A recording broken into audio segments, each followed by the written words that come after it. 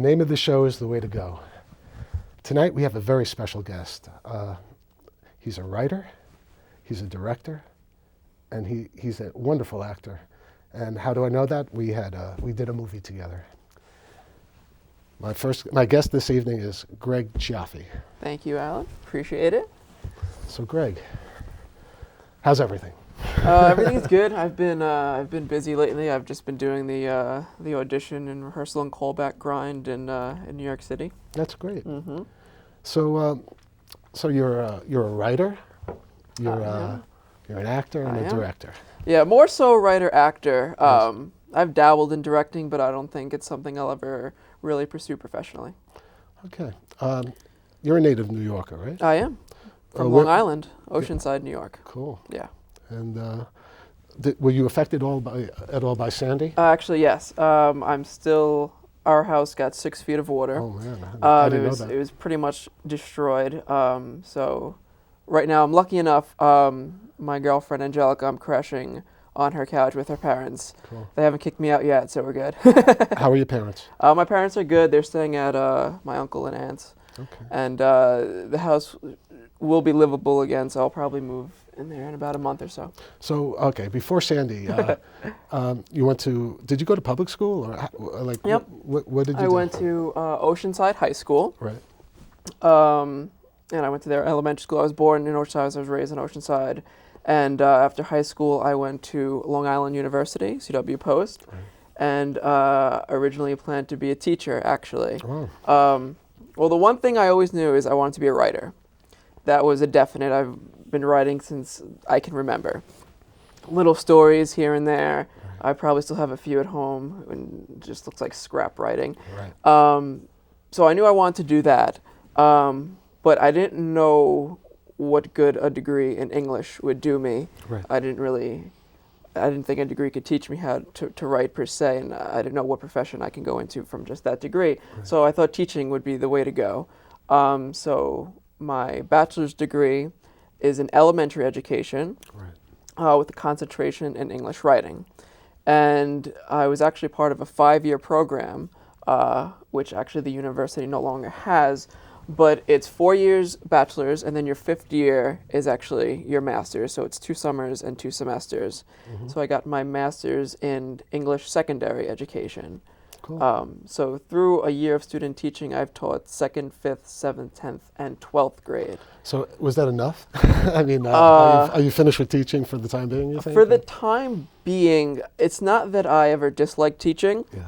It's when I graduated, I was actually offered 2 teaching jobs, which is actually rare in this market. Uh-huh. And I just had an inkling to go out and pursue acting professionally, because what happened was when I was a sophomore, I believe, I had to take some sort of art class, right. And I had the choice of acting 101 right. or art, like drawing, and maybe I could draw a stick figure, but that's about it. So it was acting by default. Right. So I took this class, and we had to do a monologue and a scene as our midterm and final, and I had never acted before, right. Nothing in high school. I was probably in like 1 elementary school play because I had to be.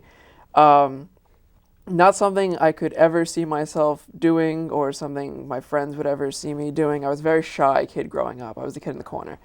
And I took this class, and I just got bit by the bug, as they say. How old were you? I had to be around 19, 20. Wow. Yeah, so it hit you kind of late. Kind of late, yeah, compared to all of my actor friends who's... except for me. You know, they do theater since they were 4, and I was like, well, I don't know. So I took a class, I really liked it, then I took another class the next semester, right. And my teacher actually had me audition for the theater department at that school just to take classes that generally non-major students could not take. So I auditioned, and I got in this class right. That generally is just set aside for theater freshmen acting majors. And I loved it, and it's something that I wanted to pursue. So when I graduated with my master's, I had done a few plays with the drama club right. at school. So that was my first time on stage. Very small things, practically no budget. Right. And I just couldn't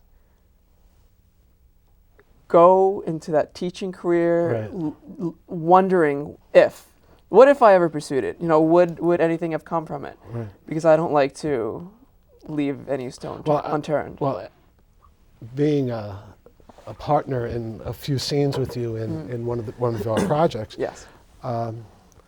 I know you're a very good actor, and it was easy to work off of you, and you know, even looking back at the project, which we'll talk about later, just watching it over time, I get to appreciate your acting even more. Thank you. So when did you start writing? Because I'm curious. Writing, I can never remember not writing. Okay. I don't think I really started crafting writing until I was in high school, probably the second half of high school. And I wrote a lot of short stories. When I was in college, I took a few poetry classes, so I dabbled into some poetry.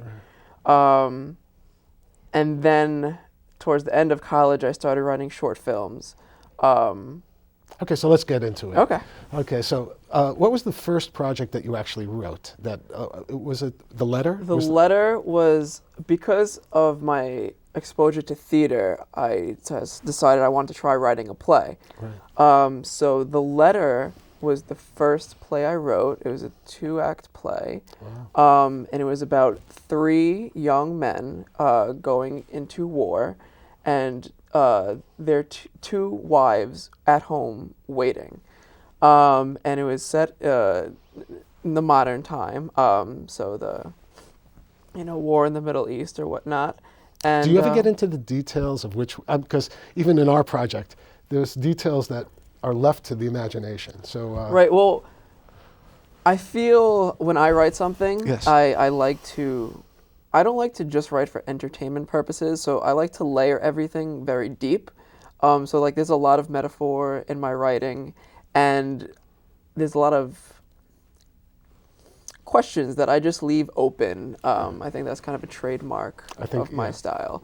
Because I don't like to give everything away. I like the imagination to run wild. And The Letter was accepted to the 2010 Long Island Fringe Festival. Oh, wow. So I acted in that piece as well. And, we had auditions, the whole thing. And that's a fun festival. Yes. Because I know another project that you worked on, but let's talk a little bit more about it. What other festivals did it go to? That was actually the only production of The Letter, simply because I just kept writing and wanting to move on. But eventually, all these projects I want to go back to and work on again and see where it goes. At the same time, I wrote a play because I wanted to try something in the horror genre. So I wrote a play called Qualia, or Origins of the Undead. It was kind of about the birth of zombies in Victorian-era England. And when I wrote that actually got contracted for 2 years to a local Long Island production company called Twitch Productions. Oh, I've heard of that. Yeah, have you? Yes. They have these macabre fairs now, and it started off as a small, almost like mom and pop company, and they're growing pretty large, which is really nice to see. But they had their show that they did called The Living Dead Mafia, and then they brought on my show, and then for the October seasons of 2010 and 2011, my show ran every Friday or Saturday. That's cool. Yeah. So you actually acted every Friday and Saturday? I wasn't in that play. I just wrote it and I sent it off because I was rehearsing for The Letter. It happened simultaneously. So what is it like? You contracted out to another company to do it, and then you go in and you watch it and you say, wow, those are my words up there. Holy smoke. How about that? It's a really interesting experience because with The Letter, I was in it. Right. So I never had that objective point of view. But it's a blessing and almost a frustration sometimes at the same time. Are you self-critical? I'm always self-critical. I'm probably my biggest critique. But when you sit there and you watch someone's work, and as an actor, I understand that they need to make it their own. Right. But at the same time, if they say a line differently, I know. I'm like, that's not what I wrote, but it's okay. It's okay. Yeah, that's good. But I worked in Hollywood for a while, and if you said one word, on Cagney and Lacey incorrectly, you'd have to go back because that's how strong the Writers Guild was, unless the director was stronger. I was lucky though because they actually did a great job with my show. I have no complaints both seasons. It was 2 completely different casts. So what was next? Next was well, I think Dark Circles was actually next. Dark Circles. Dark Circles was originally a short story I wrote. Right. Nothing ever came of it. You know, it's still unpublished, but I thought it was strong, and I thought it would be really interesting to adapt into film. What was it about? Dark Circles is about a newlywed couple that move into a new town, and everything is peachy at first. Everything's going better than they could have planned.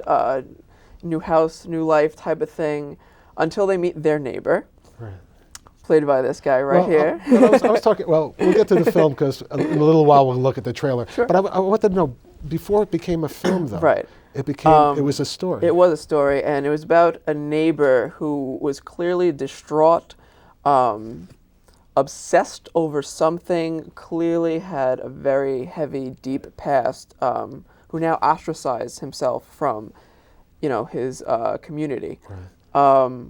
And as the story evolves, we find out that the newlywed husband who moves in isn't so dissimilar from his neighbor. Okay. On that note, maybe we should show everyone the trailer. Absolutely. Okay, so let's take a look at the trailer for Dark Circles.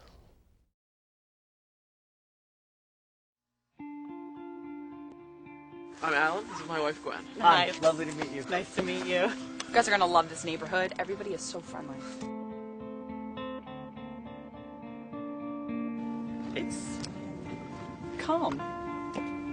It's peaceful. It's beautiful. I'm gonna love it here. I met our neighbor today. He came into the pharmacy.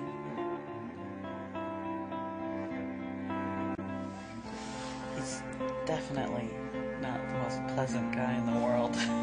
Do you work? I moved around a lot. Took a lot of different odd jobs, but mostly I just tried keeping the skeletons in the closet. He's been spending a lot of time with that weirdo next door. I think you should stop spending time with him.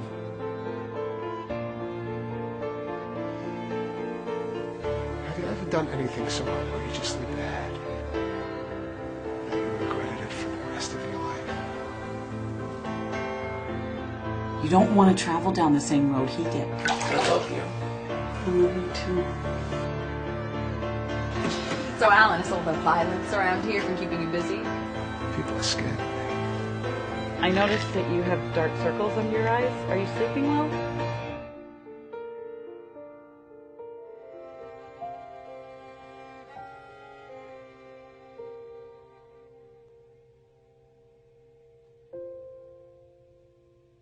And now that you finally found someone like you can't even look him in the eye. Why? Because you're afraid you're going to see yourself. Wow.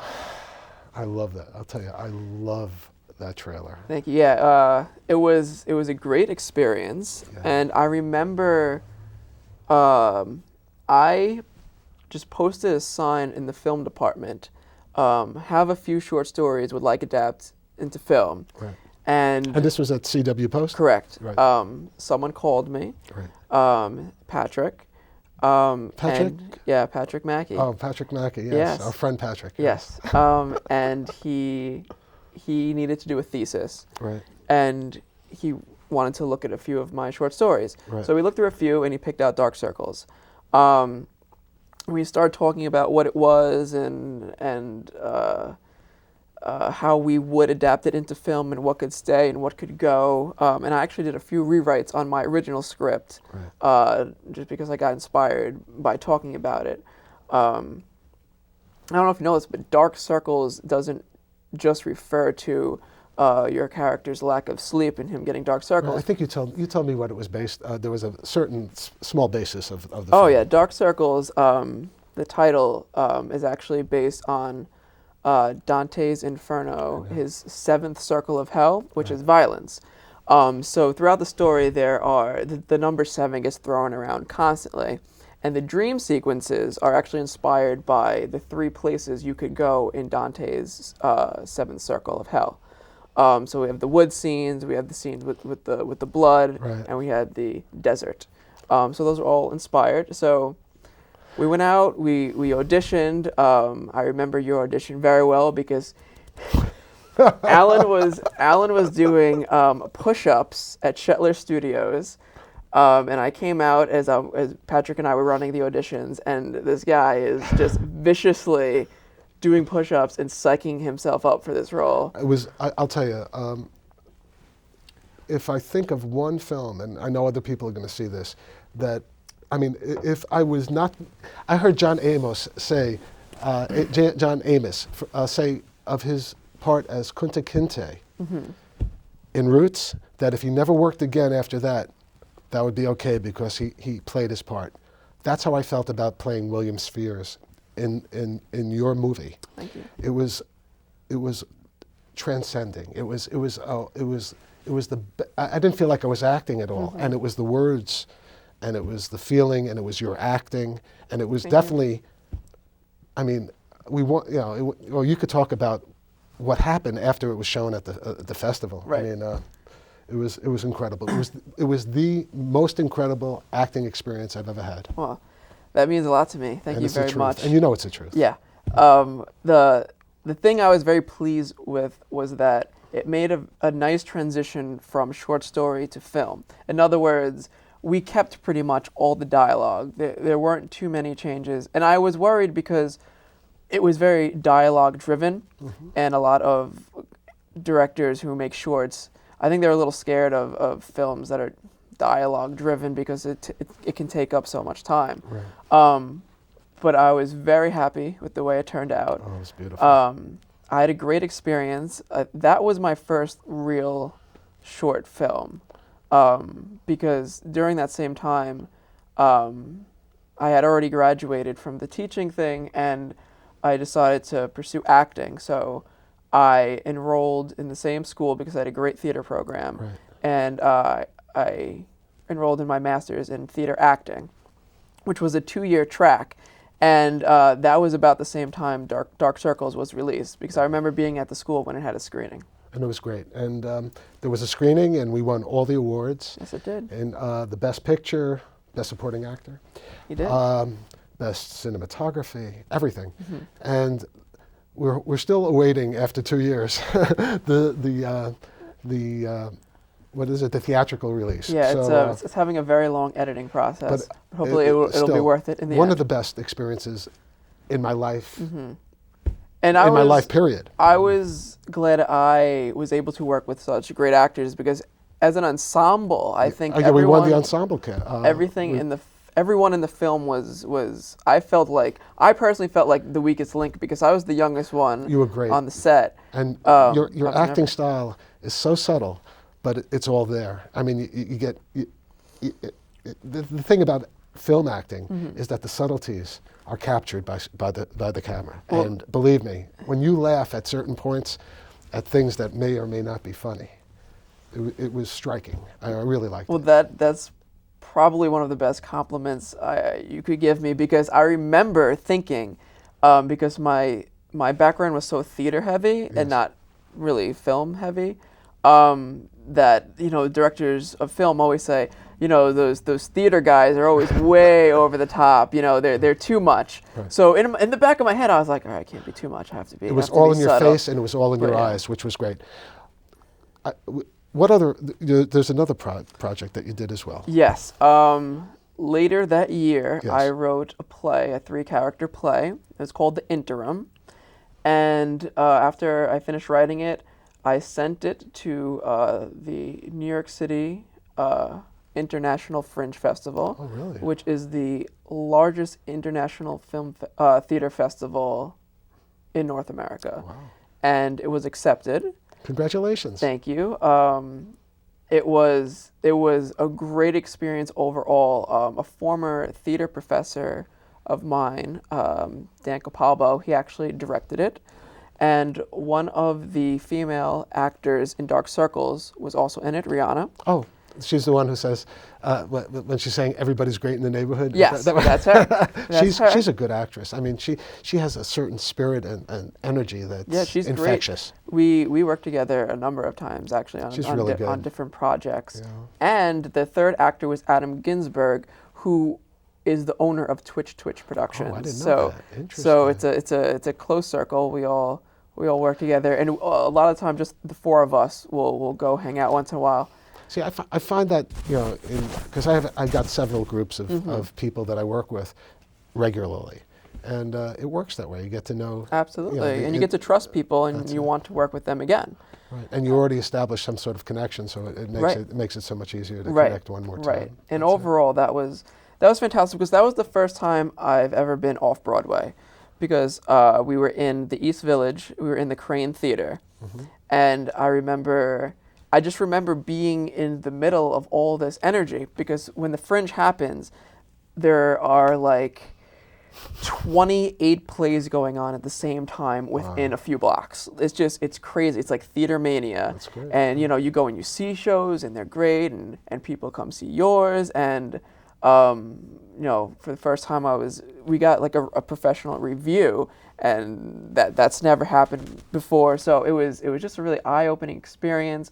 The advertising, just to experience what that was like. Right. I walked out of the theater one night, and Michael Shannon was there. Oh, you just see people, right. And I'm from Long Island, so that was my first experience, and it's like a drug, because after that. See, I never did stage, so I actually did stage when I was a little kid, and I got too scared. I love the camera. I can't. Stage to me is totally frightening. Two very different worlds. There's pros and cons to film and theater. For me, I like the end result of film. Right. And you can watch it forever, and you capture moments. Right. But in you never grow theater, old. Right? In theater, yeah, right. In theater, it's such. There's no greater high than hearing an applause at the end of a show. Right. It's just this shock, this bolt of energy, right. And it's a craving. It's got to be different. I enjoy watching, going to, whatever, going to a theater and watching myself and stuff like that. But, it is. I guess the human contact is always missing in the when you're doing a film. Right. Except the interaction between the group of people for every 2 or 3 minute segments. That's a scene. Right. Right. And the thing in film, you go out of sequence a lot. And in theater, you take a journey every night, which is a great aspect of it.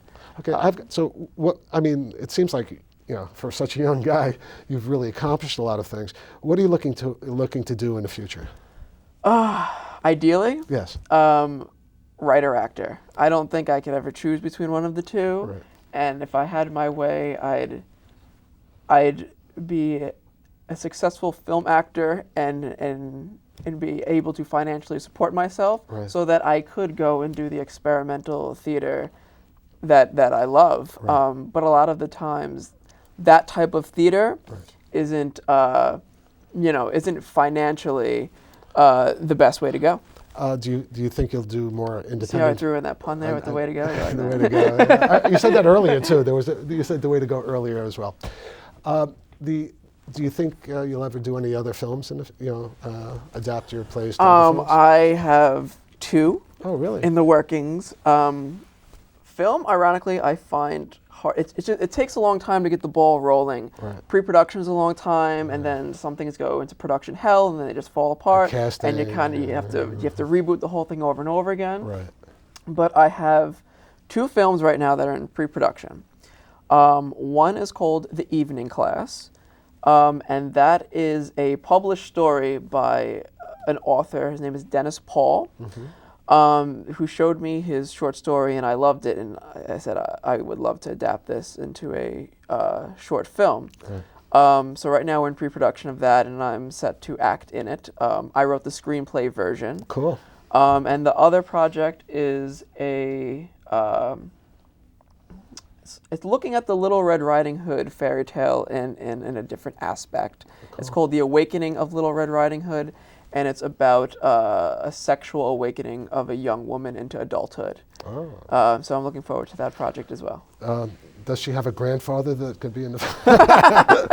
She will. She will. She will. Well, you know, it's really been good having you here, and Oh, I really I missed you. You know. Yeah, I know. It's been. We need to catch up more often, and more You're right. importantly, we need to work together I again. would love to work. Maybe You know, capture some of that movie magic. and to find out that you're getting more into acting. I didn't know that. Yeah. So and I do know a lot of people. Yeah. So that- right now, I'm in New York. I'm in New York City doing that grinding thing. I Right. have the show opens up in mid-February. It's a satire off Broadway. Do you have any information for that? Yes, and I can provide Okay, it. we'll provide it. We'll have it somewhere on the tape. Absolutely, and it's going to be at the Producers Club in New York Oh, City. cool! Yeah. Excellent. I've been there. I auditioned there Yeah? for a film. Gotcha. Okay, so I think it's about that time. Sounds good. I'm going to miss you. Thank you so man. much for having me. I really appreciate it. We were very fortunate tonight to have Greg here, and hopefully he'll come and visit us again. Absolutely, sometime. I'd love to. And you know, maybe one day we'll be able to screen Dark Circles I on would love it. this show. I'd love nothing more. Okay, Greg. So Thank you so much. that's a wrap. Thank you. Take care. Take care.